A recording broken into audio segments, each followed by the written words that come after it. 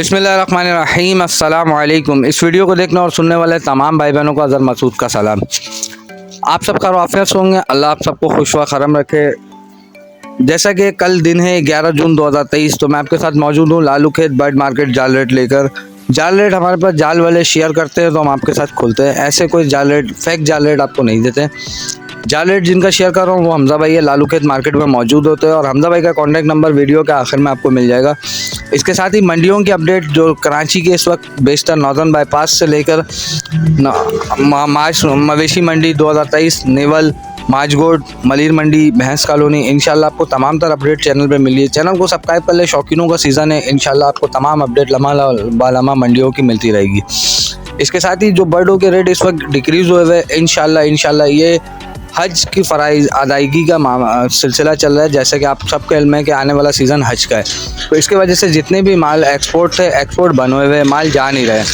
हज ज़ायरीन जा रहे हैं इस वक्त, तो इसकी वजह से एक्सपोर्ट सारे मामले बंद हुए हुए, जिसकी वजह से डिक्रीज़ है। रेट खुलेंगे इंशाल्लाह।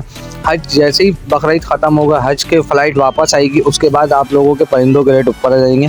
तो आप देखने वालों से गुजारिश है थोड़ा सा और स्टे कर लें। इसके साथ ही आज अल्हम्दुलिल्लाह तमाम परिंदों के रेट आए हुए हैं। जाल रेट बजरी से लेके पौन जावा तक के रेट है। वीडियो पूरा देखें, इंशाल्लाह आपको तमाम आइडिया मिल जाएगा क्या रेट है बर्डों।